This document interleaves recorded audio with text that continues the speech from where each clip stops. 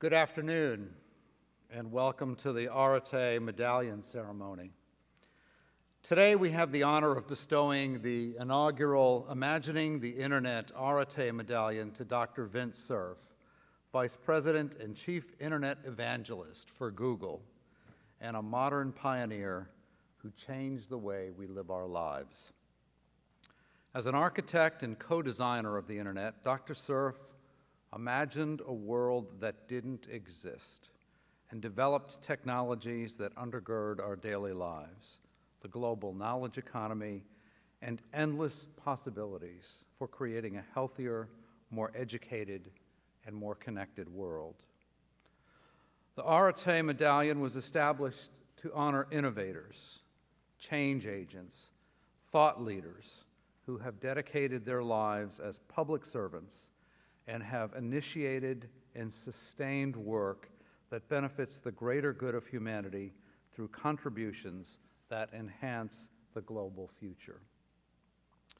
Areté is Greek for moral virtue and striving for excellence in service to humanity. In ancient Greek, the term areté was used to describe people stretching to reach their fullest potential in life, embodying goodness and excellence. Innovation and entrepreneurship are essential 21st century skills and critical goals of Elon's student-centered learning environment. It is fitting that Dr. Cerf is the very first recipient of the Areté Medallion based on his contributions to global policy development and the continued spread of the Internet. He's been recognized with the U.S. Medal of Technology, the Alan Turing Award, known as the Nobel Prize of Computer Science, and the Presidential Medal of Freedom, and has served as founding president of the Internet Society, a member of the National Science Board, and on the faculty of Stanford University. His exemplary service to the development of our digital lives stands as a tremendous example for Elon's students, who are developing themselves as change makers, building new initiatives and partnerships, and making their communities from Burlington to Beijing better through leadership and service. I'd like to call on Professor of Communications and Director of the Imagining the Internet Center, Jana Anderson, to introduce Dr. Cerf. A widely recognized authority on our digital future, since the fall of 2000, Professor Anderson has led Elon's internationally recognized efforts to document the development of digital technology. Nearly 400 Elon students, faculty, staff, and alumni have participated in research through the center, and Jana students have provided multimedia coverage at conferences in Athens, Hong Kong, Rio de Janeiro, among many other places. Thank you, Professor Anderson. Your prolific scholarship, outstanding teaching, and passionate mentoring of hundreds of Elon students have provided all of us with a clear vision for the future. Please welcome Professor Jana Anderson.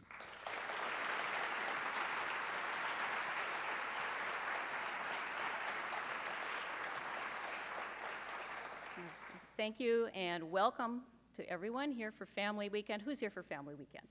All right. Beat Villanova. Go, right? Who's going shopping today? Anybody going shopping? Yeah? Taking the kids out to dinner? Yeah? We're really excited for the privilege of having Vint Cerf here today. He was telling us he was in San Francisco just yesterday. He's going to be in Brasilia tomorrow. And his travel schedule would kill a 20-year-old. So you got it. He needs an award just for all the travel he does, really. He's an amazing guy. I could talk forever about Vint, so I'm going to read my script so that I don't stay here forever, and I give him a chance to talk. It's an honor for us to award Dr. Vinton Grace Cerf the inaugural Areté Medallion, recognizing all of the work he's done over the past few decades, mostly being excellent in public service. The most important thing is working for global good. In the 1970s and 80s, Vint Cerf had a brilliant group of engineers brought to life a communications network that has become many orders of magnitude more powerful in the years since than they had ever imagined it would become. Bob Kahn and others developed the TCP/IP protocol suite and the early network, and in the decades that followed, millions of applications emerged. Billions of people, more than half the world, are carrying a connection to global intelligence in their pockets today. It wasn't just they that did it, but it was the information invention, the communications network that they created that inspired everyone to get together and make these things happen. Everyone whose life has been enriched by being connected to the internet, please wave your phone, your tablet, your PC in welcome to one of the great engineers of all time, right here. In a few minutes, we're going to be treated to a wonderful talk by this amazing engineer and public intellectual who was one of the first to imagine IP on everything. For nearly 5 decades, he has lived a life of nonstop public service. He is now working to make it possible for every item on Earth to be connected in what is called the Internet of Things. And he has a classic t-shirt to prove it. It reads, IP on everything. He had that on his Facebook site. Is it still your Facebook homepage profile photo? Engineers have a great sense of humor. You got to hang out with them more often if you don't already, right? He knew from the start that a network is only as good as the people who build it and use it. And so it wasn't just the engineering feat that is amazing in what this man has done in his lifetime. He has involved himself in the leadership position in every organization that has been founded to try to figure out how we're going to make this thing work, not only technically, but socially, to serve humanity as well as it can. Many who know him believe that Vint may also be the first human to ever have been cloned. As I mentioned before, he's everywhere all the time. He has been awarded dozens of honorary degrees. He's been named a fellow of or elected president of just about every organization he's ever been a part of. And he's working now to solve global problems such as gender inequality, the digital divide, and the changing nature of jobs in an era of artificial intelligence. And as you can see, well, you will see soon, he's going to be talking not only about the Internet of Things, but about artificial intelligence as we move into the future today. So he's been working to solve these problems, but every time anybody asks him to do almost anything, he'll do that thing. He's one of those people who gets things done, and he gets them done right away. If you ask him a favor, he'll do it. I've asked him several times over the years. I've been so, I don't know if I should ask him this. And he just moves forward and he does it. He checks it off the list. He participates. He's out there. If you ask Vint, he's going to be there for you. And that's one of the reasons why he's so popular, not only in the engineering community, but among all of the people who are online and doing things. So it's not possible to list every good deed he's done. You can't, it hasn't probably been documented. Maybe if you went through his email account, you could find all of his yeses and see all the things he's done. But it's why he's on the road 80% of the time. It's amazing, really. So he and Tim Berners-Lee, I think, are the Paul McCartney and Mick Jagger of communications for us. They rock. Okay, they rock, man. So you have to be excited about this because this is a once-in-a-lifetime opportunity to spend time with him. Where we are today is greatly due to their commitment to do good and tirelessly work for a better future.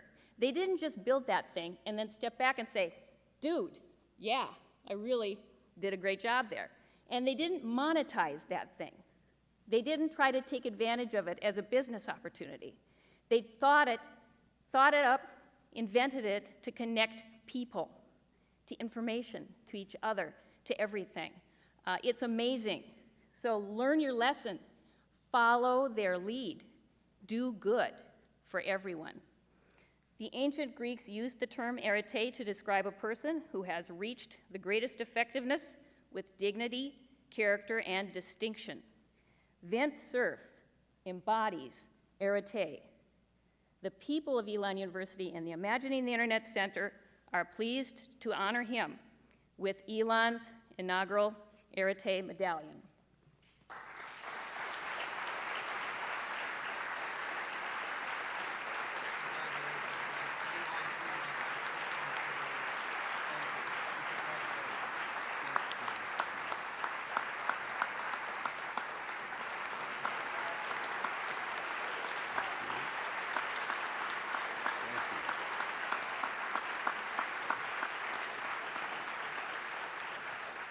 Thank you very much. You know, I have received a number of awards, but what's important about this one is this is the first time it's been given, and that's a big honor to be sort of the person who receives the first instance of it. Of course, maybe we'll find the typo in here too, you never know. That has happened at least once before. I'm very, very pleased to be on this campus. It's a beautiful campus. I got a chance to walk around this morning, see the new construction, which is a little bit behind schedule, but nonetheless very exciting, especially the new facilities experimenting with teaching tools, for example, the touchscreen, gigantic touchscreen and things like that. One of the things that really caught my attention is that in some of the classrooms that have been designed with this large, 96-inch high-res and touchscreen display, is that the students who are in there will also have the ability to push things onto the screen from their laptops or from their mobiles. And it dawned on me that in most cases like this one, I have material to show you, but I don't get the feedback that we might get if we were collaborating on whatever is up there on the screen. And this idea of education becoming a collaborative experience, I think may be very important. And so you'll be exploring that in this new school, and it'll be very interesting to see what comes out of that. I think Lee Rainey will certainly want to assess what happens as a result, if possible, because we may learn a lot from that. So I'm really excited to await the opening of the new school and the facilities that it has there. Well, what I'd like to do this afternoon is talk a little bit about artificial intelligence and the internet. I want to warn you of a couple of things. First one is I don't consider myself an expert in artificial intelligence. We have some pretty remarkable people at Google who are, and I don't want you to blame them for my kind of lightweight understanding of what's going on. But I do have a few examples of things that are starting to happen, and you can see that AI normally stands for artificial intelligence, but I've often concluded it stands for artificial idiot. And the reason is very simple. It turns out that these systems are good, but they're good in kind of narrow ways. And we have to remember that so we don't mistakenly imbue some of these artificial intelligences and chatbots and the like with a breadth of knowledge that they don't actually have, and also with social intelligence that they don't have. And if any of you have read Sherry Turkle's book called Alone Together, the first part of the book is about people's interaction with humaniform robots. That is, robots that have a somewhat human appearance. And often people will imbue the robot with a kind of social intelligence that it doesn't have. If the robot appears to ignore that person, they get insulted or depressed. And of course, the robot doesn't have a clue about what's going on. And so we tend to project onto these humaniform things more depth than is really going on. So we should be very careful about that. There is one other phenomenon. The closer you get to lifelike, the more creepy it gets. And seriously, if you've seen some of the robots that are being made in Japan that are being used in hotel lobbies and things like that, and department stores, they look like they're kind of dead bodies that are animated, they're sort of zombies. And so it's a very funny phenomenon that if it's too lifelike, it gets really disturbing. And so it could very well be that we need something which is not terribly precise and not high fidelity. Those of you who have ever seen a movie with Robin Williams called The Bicentennial Man will appreciate the transformation as he goes from a very stylized looking robot to one which is very nearly human. And of course, eventually he ends up being essentially human, and that was his objective. It's sort of a Pinocchio story. Okay, so let me give you an example of how artificial intelligence doesn't always work. This is an example of language translation. I was in Germany at the time, and I was pulling up a report, a weather report, and it was being translated by the Google translation system. And you will see in the lower left, or on the left-hand side, probability of rain was 61%. Probability of snow was 0. Probability of ice cream was 0%. And, you know, I thought, well, what was that? And it turns out that they meant hail, and the German word for hail is ice, E-I-S, but that's also the word for ice cream. And absent the context that was necessary, the translation system translated this as ice cream. And so I showed this slide to my German friends, thinking, you know, can you tell me more about this ice cream storm that you have here that I've never, you know, experienced? So that's just a tiny little example, but it shows how easy it is for something which is trying hard to understand natural language to get it wrong. On the whole, I will say that Google's translation systems are actually pretty good, and there have been occasions where I have gone to a page in Germany or France or Spain where the web pages are automatically translated, and they happen so fast that a couple of times the translation has been so good and so quick that I didn't notice that it wasn't originally in English, that it was in some other language. So I'm very proud of what Google has been able to do, but as I say, every once in a while it goes clunk, clunk. So here's another thing which we are very proud of at Google, and that's speech recognition. And I want to distinguish speech understanding from speech recognition, the ability to figure out that words were spoken and what those words were and how to spell them and turn them into text is what speech recognition is about. We have had extraordinarily good results with speech synthesis, where we've taken text and turned it back into speech, and of course the display of text. That can be quite helpful, for example, for a person who's hearing impaired and needs captioning, for example, to see a video or to carry on a conversation. Google Maps is now commonly accessed by voice request. In fact, when Gene Gabbard, my good friend who's here, we go back many years at MCI, was coming here, we used my little Google Maps program, and I spoke the address that we were going to, and it's quite shocking how well the system works. One thing that helps it is that the vocabulary that it's expecting is the names of streets and towns and cities and so on, countries. And that narrows to some extent the recognition problem because you're drawing from a vocabulary of a certain type. And that helps improve the quality of the recognition. We also are able to tie things together. You might want to experiment with this. If you were to say something like, where is the Museum of Modern Art in New York City? And it answers with an address or something like that.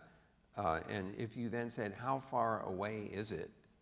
You haven't specifically mentioned anything. The reference to it is the museum. It remembers things like that. So we're starting to tie conversation together. And one of the big objectives at Google has been to achieve a kind of interactive interface, for example, with Google Search, where you're not simply asking for search terms or just asserting a sentence or a statement or a question, but rather that there is an interactive engagement. And the interaction is intended to help you figure out whether the search engine understands what you're looking for. I noticed something very interesting a few months ago. Maybe you have as well. I used to just type search terms into the Google search engine. Now I type a complete question, if that's what I'm looking for an answer for. And I found that it was doing better in responding when I asked a well-formed, grammatically well-formed question. And I asked the natural language guys, you know, what's going on? And they said, well, we had been doing a lot of work with just the search terms, but now we're paying a lot more attention to sentence structure, to semantics. There's something we have called the knowledge graph. It has about 1 billion nodes in it, and it associates concepts and nouns with each other. So if two concepts are related, the branch between the two nodes says how they're related. We use that a lot, especially in our search algorithms. So when we read the question that you've written, we also ask our own knowledge graph, you know, how do the terms in that question relate to things we know about in this knowledge graph? And it expands the search to a broader space, and therefore, we hope, gives you more complete coverage. If you said, where is Lindau, for example, and then you said, are there any restaurants there? That's the ellipsis kind of thing, and we're hoping to refine that even further. Here's another example. This is the German translation of what the semantic web is all about, and the translation of that looks like this. And at the time that I was putting this example together, the translation happened automatically, and it happened so fast that I actually didn't notice that it started out in German. And here you see the translation in English. So we're getting better and better, not only at doing the translation, but producing sentence structures that look natural. So now there's this question about the deep web, and here, in a sense, this is kind of like dark matter in the universe. We know it exists, but we can't see it. If it isn't in HTML, the standard web search engine can't see it. And these are, for example, databases that are full of information. And in the case where there isn't any metadata describing what's in the database, then we might not encounter it during the search. We certainly can't index it, because usually the way these systems are accessible is you keep asking questions of the database, and that derives its content to you. But we can't send the knowledge robot or the little spider around the internet asking bazillions of questions of all the databases in order to infer what's in it. So one of the things that we would need is a way of getting these databases to describe themselves in some sense, or the creators to describe them in a way that gives us semantic knowledge of what's in the database. And I want to distinguish deep web from dark web. Dark web is a whole other thing. That's where all kinds of illegal content and malware is found. But deep web is a perfectly legitimate notion. It's just that we have trouble finding things in it. So I have this general feeling that we have a long way to go to make our artificial intelligence mechanisms capable of seeing what's in the World Wide Web, or what's in other things that are not necessarily web-based, and so as to help us find and use that content. Here's our knowledge graph, just as an example. So I'm not sure whether that's terribly readable to you, and so I apologize for that. And I think if I try to blow it up, it probably won't work. But what you're seeing basically is descriptors of concepts that are being associated with each other. And those descriptors are what we use in order to analyze what we're finding in the net. Now, this is not just a question of using it for translation, for example, or using it for search. We use it to infer the content of conversation. For example, if you ask, what is the status of a particular flight on an airline, our knowledge graph knows that airlines use airplanes. They know that you go from one place to another. There's a whole lot of knowledge that's associated with that. So if you start asking questions like, what kind of airplane am I flying on that flight, the system understands that question and can try to respond if it has the data that's available. Ray Kurzweil is now working at Google and has been there for several years. I don't know if you've read any of his books. One of them is called The Singularity is Near. And the singularity from his point of view is the point at which computers are smarter than people. And he's hoping that by 2029 that computers will be so smart that he'll be able to upload himself into a computer and then go explore the galaxy. Now, that's not why we hired him. We hired him to work on the knowledge graph that would help us with our AI applications. But he's quite excited about the exponential ability to gain knowledge and to infer things from it. And some people are worried, for example, that once a computer knows how to do something, it will learn how to do it better than any human can. And so for any particular thing humans can do, if the computer ever figures out how to do it, then we're doomed. Now, I think that's too pessimistic. I have a much more optimistic view of a lot of this stuff, which is that these machines are there to help augment our thinking ability. There's a man that you should know if you don't. His name is Douglas Engelbart. Doug used to run the Augmentation of Human Intellect project at SRI International in Menlo Park, California. This is many years ago in the mid to late 60s. And his view was that computers were there to help us think better. And he liked the idea of collaborating among people and facilitating the collaboration through the use of a computer. He invented a system which, for all practical purposes, was a World Wide Web in a box. It was called the Online System, NLS. It had in the system hyperlinking, so he invented the notion of connecting documents to each other by clicking. On clicking, he invented the mouse, so you could point to something on the screen and then click to say, pay attention to that place that I'm pointing to. He had a very elaborate editor, which allowed people to create documents, and the whole idea there was that knowledge workers would create content by creating documents and could reference each other. People could collaborate. We were using a projector, a much older one than what you have here, that it was called a GE light valve that cost $50,000 and it was half the size of a refrigerator. But we were using it to project somebody typing on a keyboard, building a document with this online system. And I remember it was John Postel, who used to be the Internet Assigned Numbers Authority, was taking notes. And while I was talking, he was typing away and his words were showing up on the screen. And I stopped to see what I was going to say next. And then I realized that nothing would happen if I didn't say anything. So that was an odd feedback loop. This whole point, though, is that Ray is very, very interested in trying to codify semantic information. One of the questions I asked him, which I don't have an answer to yet, is whether this knowledge graph and the mechanisms that go with it, including inference, are sufficiently rich that we could get the computers running these text ingestion systems to just read lots and lots and lots of books and then essentially form knowledge and knowledge structures by reading. And considering the vast range of material that's in written form, you could imagine a computer essentially learning from that. Now, I don't know how far we can get with this. But we have discovered that machine learning is effective for certain classes of activity. Classification, for example, the ability to distinguish, cats and dogs and other things in images, or distinguishing a cancerous cell from a non-cancerous one.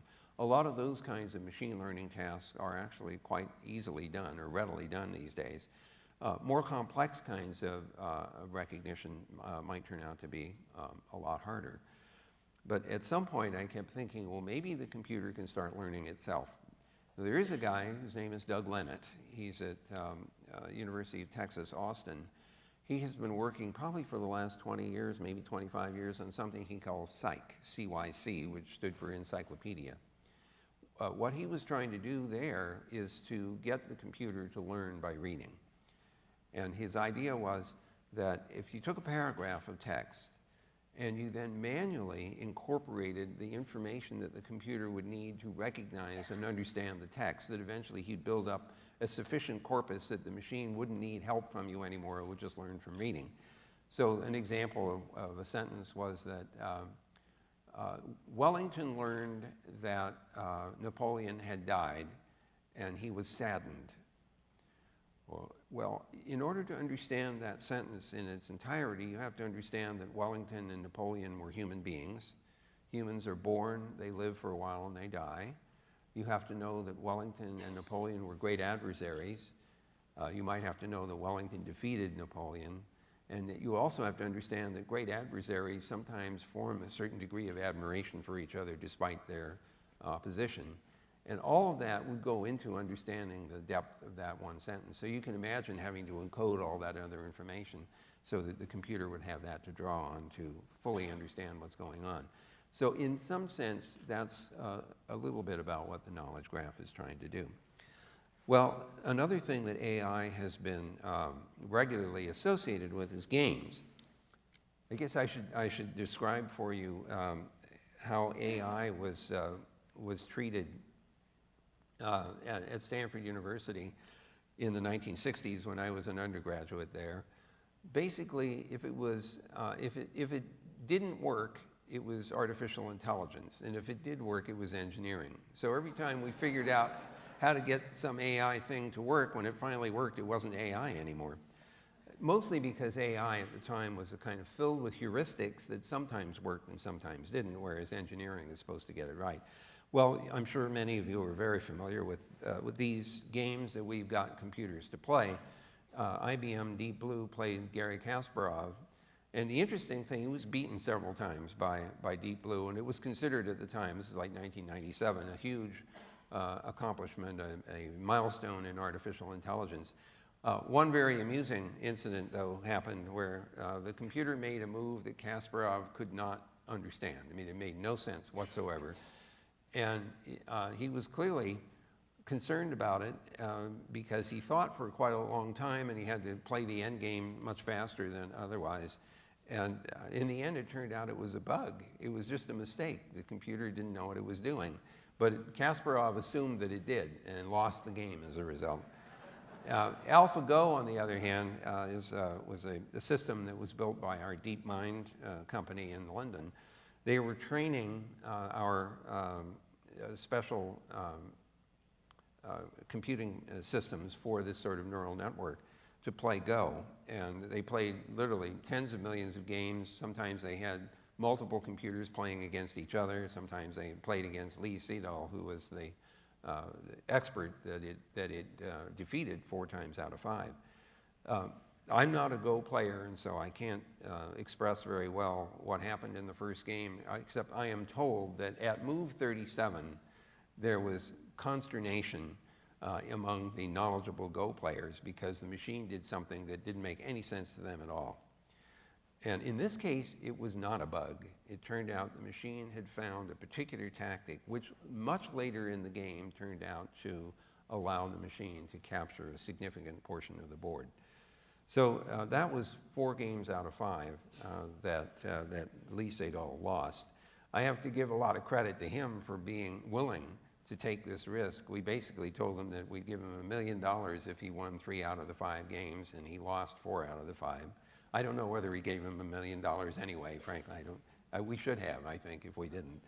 So, but I want to emphasize how limited these kinds of capabilities are. We should not overstate the importance of this in the broader sense of intelligence that, as you and I might think of it. Checkers, for example, and tic-tac-toe were fairly easy targets way back in the 1960s as very simple, straightforward games to play. The training of these things involves playing the same games over and over and over again and feeding back to the machine learning algorithm whether or not they won or lost. And so this is not the same kind of mentation that you do when you're playing chess or Go.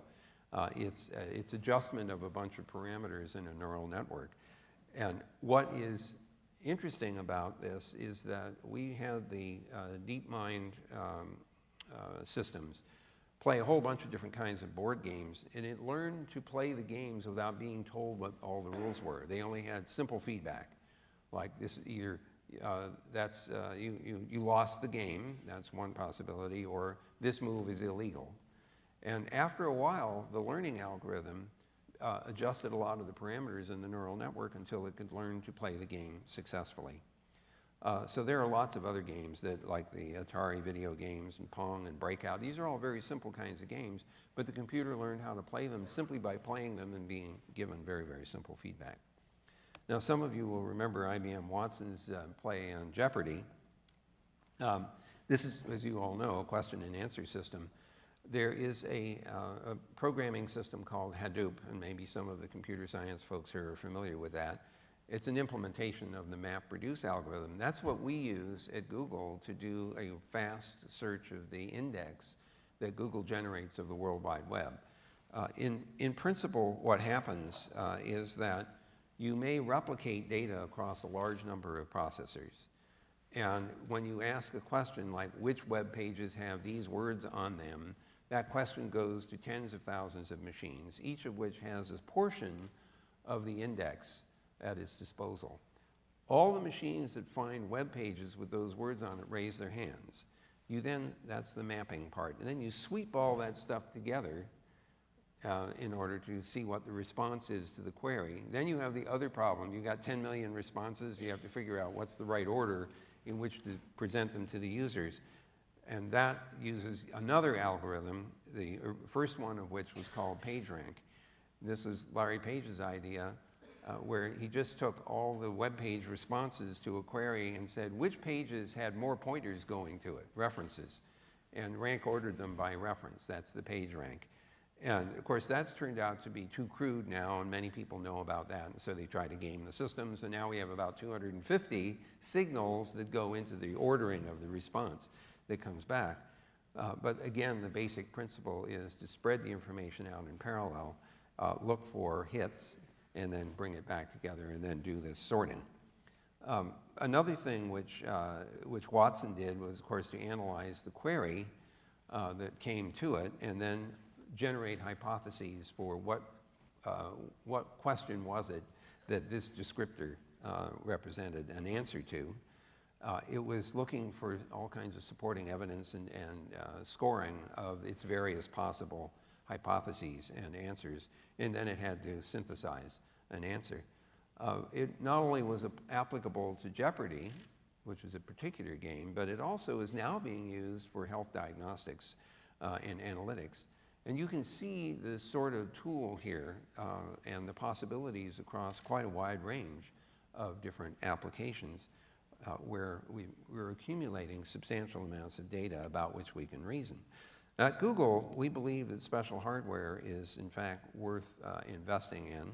And so in the case of our DeepMind company, we've developed a TensorFlow chipset.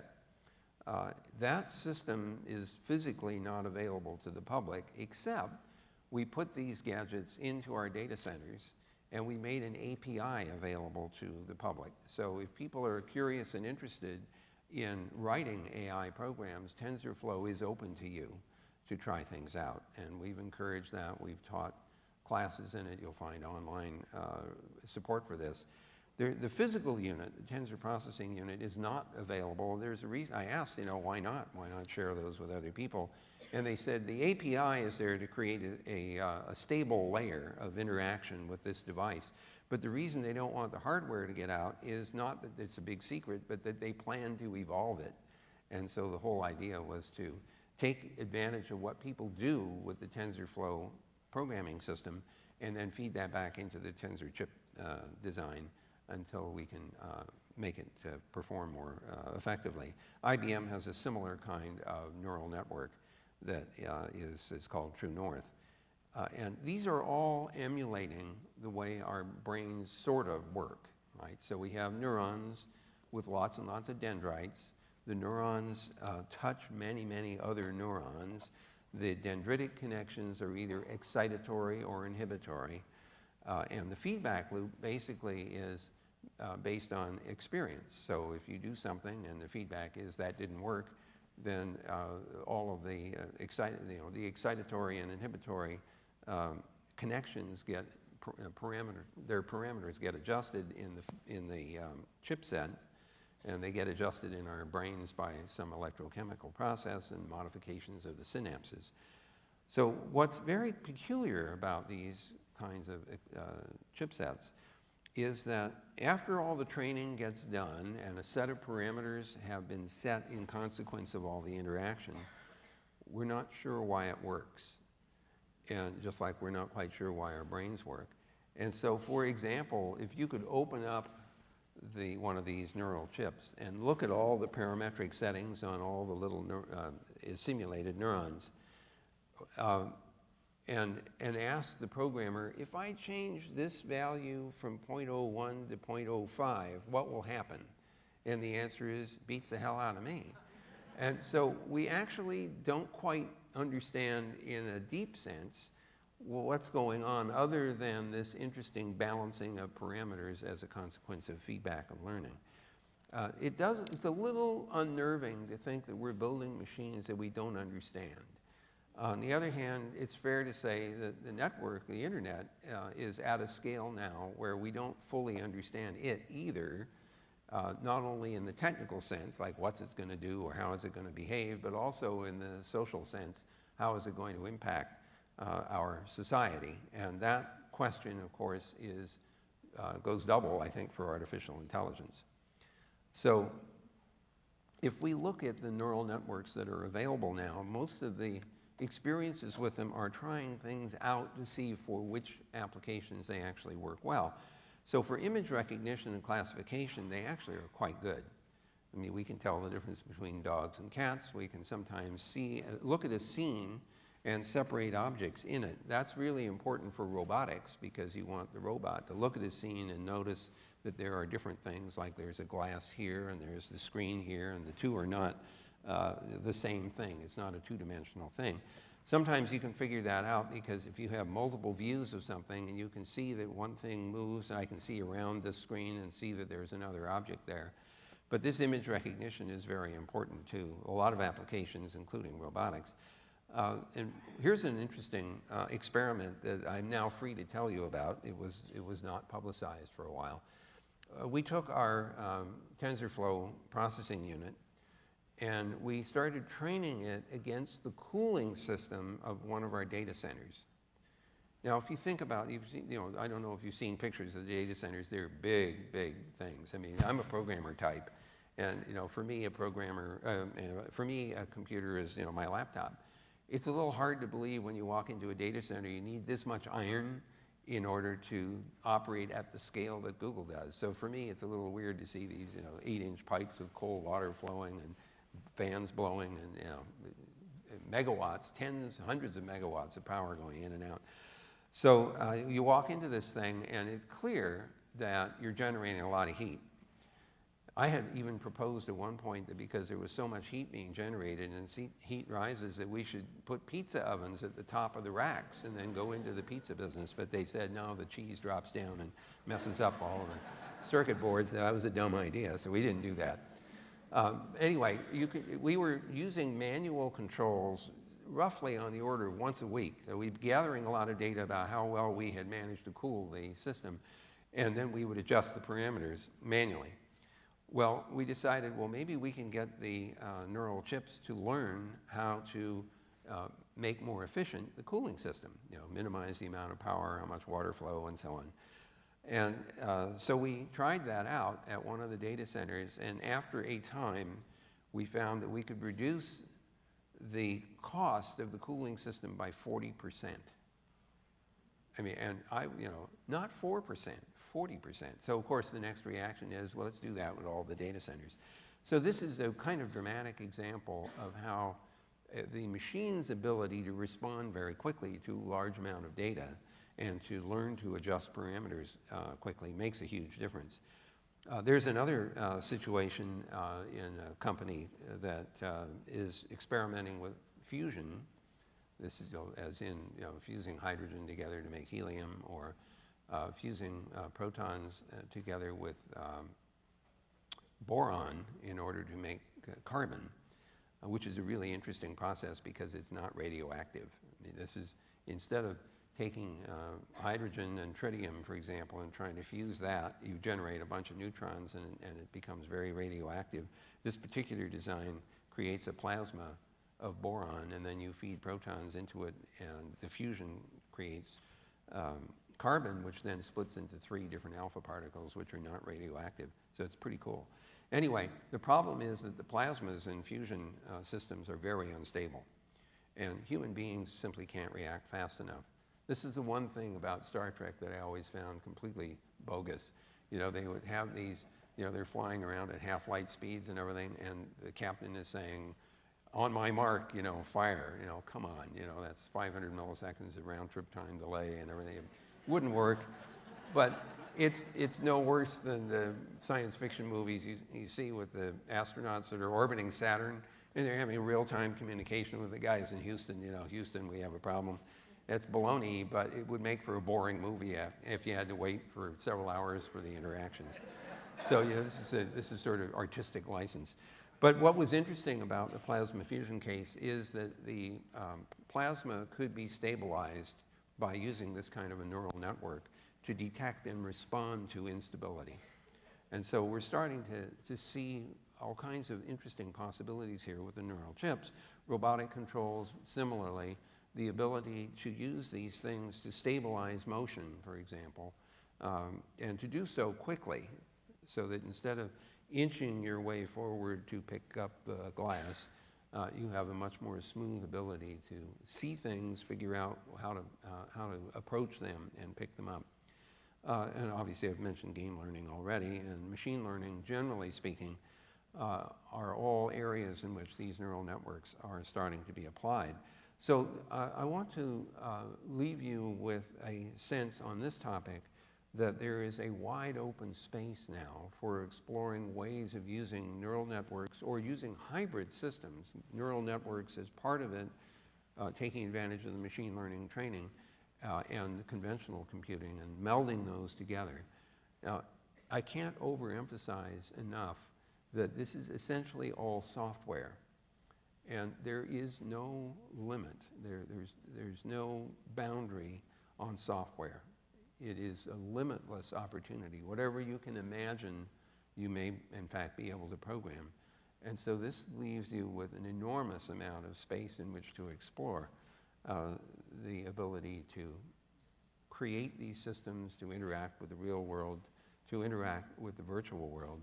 One of the most important recent developments over the last decade, I would say, is applying computers to scientific enterprise, whether it's gathering large amounts of data and analyzing it, or simulating what might happen. So for example, a couple of years back, maybe 3 years, the Nobel Prize in Chemistry was shared by 3 chemists who had not done wet lab experiments. They had used computer simulations to predict what was going to happen with molecular interaction. And the fact that the computer was capable of doing enough computation to do that, and the results were in fact demonstrable by measurement, suggests that we've entered a very new space of scientific enterprise where computing has become heartland of a lot of it. So the astrophysicists and the chemists and the biologists are all having to become computer programmers or finding some to help them do their work. I thought I would finish up with some examples of artificial intelligence at work. And so let's try our self-driving cars to start with.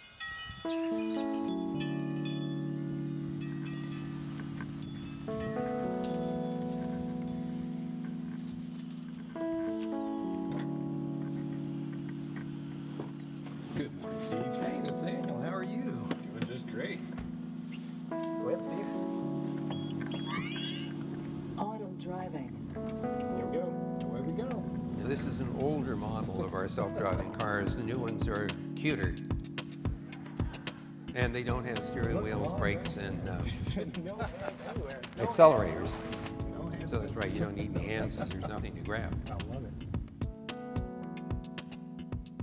So we're here at the stop sign. Yep. The car's using the radars and laser to check and make sure there's nothing coming either way. I find myself looking. Old habits die hard, man. They don't die. Hey, anybody up for a taco? Yeah. What do you want to do today, Steve? I'm all for Taco Bell myself. All right. Well, let's go get a taco at the drive-thru. This is one of our blind employees. Into the parking lot. You know? How many go. Now I kind of creep along here. Does anybody have any money? I've got money. No, I've got my wallet right here. You'd roll down your window and order a burrito. Yeah, push that. I'm doing very well. How are you today?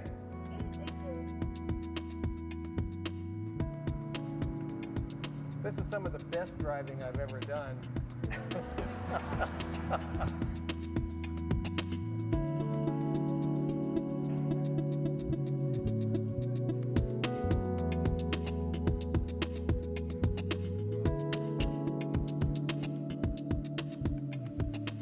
95% of my vision is gone. I'm well past legally blind. You lose your timing in life, everything takes you much longer. There are some places that you cannot go, there are some things that you really cannot do.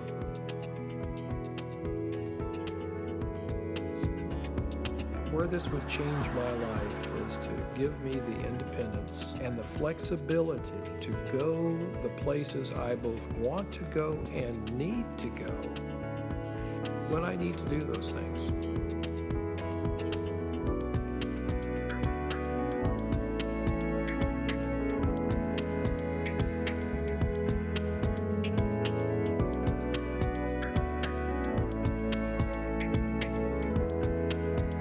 Get out. I've got places I have to go. You know, so, anyway, Bye now. And it's been nice. You know, it's been nice. So we're hopeful that these self-driving cars, we've now driven a couple of million miles in the San Francisco area with these things. There have been a few accidents, none of them, serious, although one of them was kind of amusing. The car came up to an obstruction in the lane it was in. And there was this big bus to the left of it. And so apparently the car decided that if it just kind of inched its way around the obstruction, that the bus would get out of the way, except it didn't.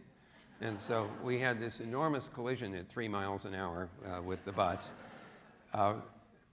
There was another situation where we were monitoring the car as it was driving and remotely, and it stopped at an intersection and it didn't go anywhere. And so we tapped into the video to find out what was happening there. And there was a woman in a wheelchair in the intersection chasing a duck with a broom. And I confess to you that not only, I wouldn't know what to do, and the car just sat there saying, there's stuff moving, I don't want to run into it. So I would have done the same thing. So I thought that you might find it amusing to see what we've done at Boston Dynamics. Now, Boston Dynamics was acquired by Google a couple of years ago. We are actually going to sell it again to another company, but some of its robotic work has been simply astonishing, and so I'm going to show you videos of several of the Boston Dynamics robots. These were largely developed under DARPA support, the Defense Advanced Research Projects Agency, which funded the internet effort and the ARPANET and many other things as well. So let's see what their Atlas robot looks like.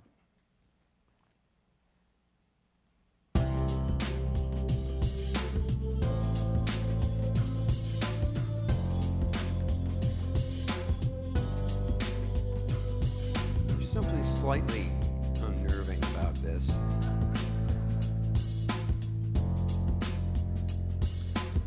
Now, this is really impressive. Uneven ground covered with snow and ice.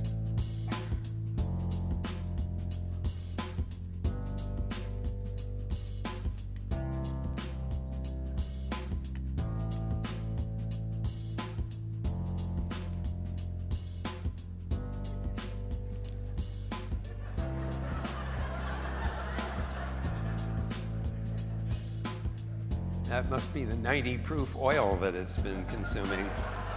The recovery is incredible, though. I mean, really, when you think about it.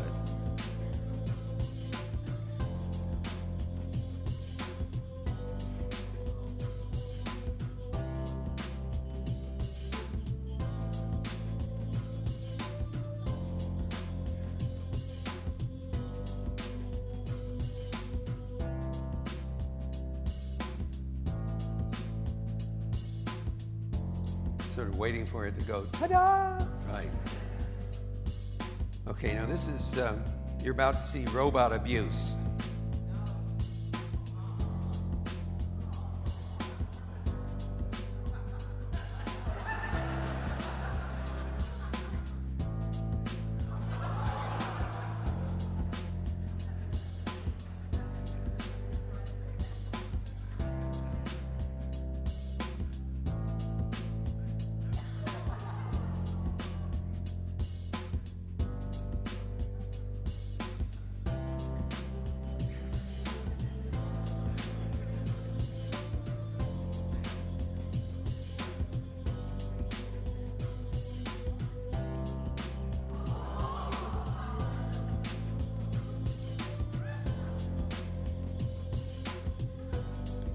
I'm waiting for the, all right, you little twit. That's impressive. Got back up again. And now he's getting the hell out of there because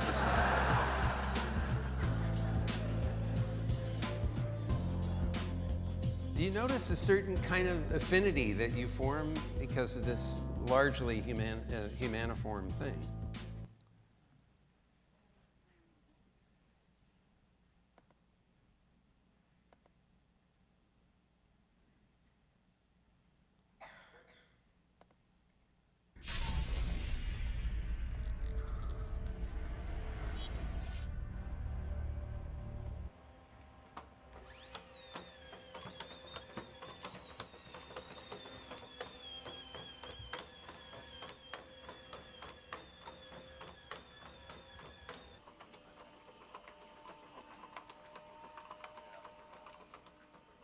What the hell was that? Here we go again. That's why we're selling Boston Dynamics. You know, they're just a bunch of mean people.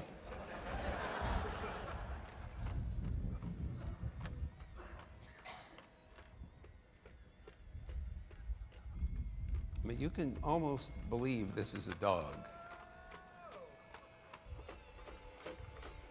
Now, interesting design here, uneven ground.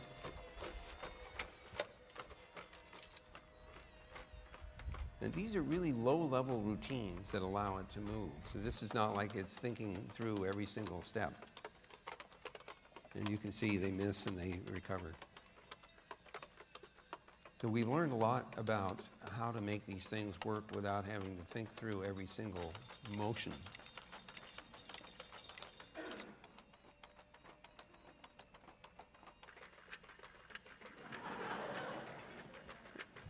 Best buddies.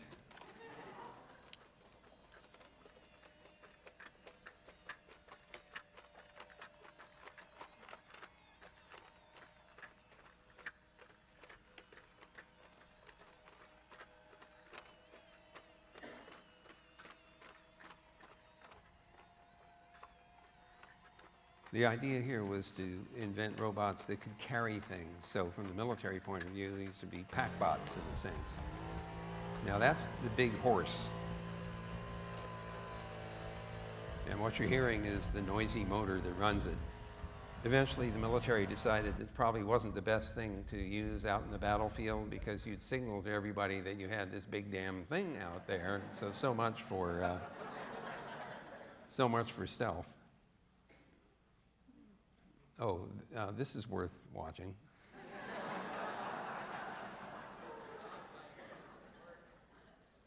Come on, take him, dog. Fido versus Big Dog. No, go get the robot. Go get the robot. Too close. Oh, it's a dog. That's awesome. You wonder what this dog is thinking. Man versus machine. Look at that. He is Don't you love it? The little guys always take on the big guys. battle mode. How about the crouch? The crouch stance. Oh.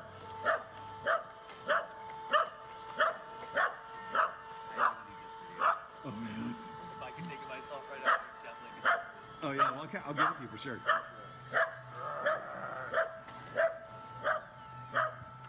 All right, you win. You win. Derek. Okay, next time.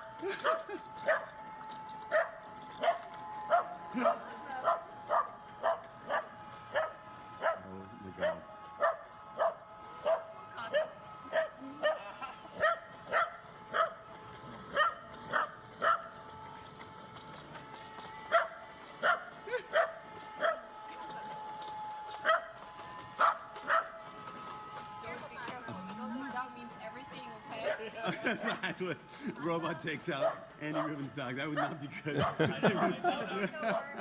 it would be poetic. I mean, I'm trying to get away from the dog. You won't let me go. I know. It's like a bumper biter, right? He's intimidating. Totally thinks he's winning. We can call it. You win. Oh. Got him.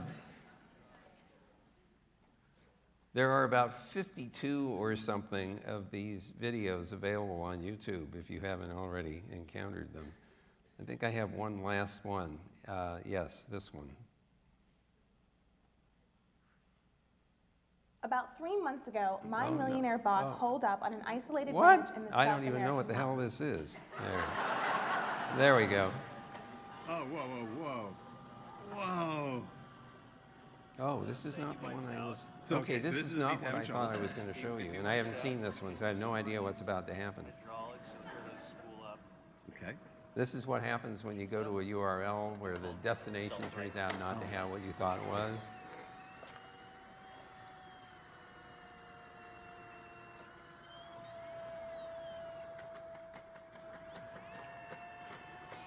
That's so cool. And off he goes. We gotta go mess with that other dog. That's actually the first time that's happened. That's pretty funny. You can do some posing. Go up. Sweet. Well, this may be just more of what the other one was. Raise. Side to side. Yeah, just stay back 10. Where's the dog? Can we get the dog back out here?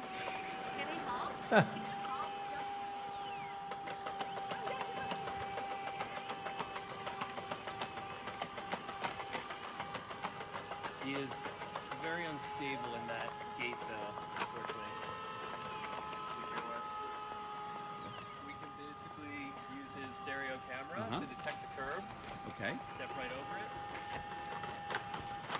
No way. I'm waiting for it to back up against the tree and squirt some oil on it. I'm going to stop this one and see whether I can find the...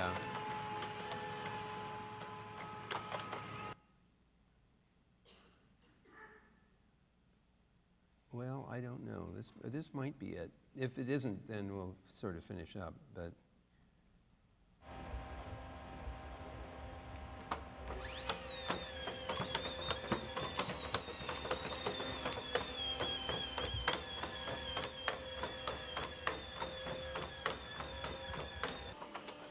Oh, we've seen that one, so that's the same one.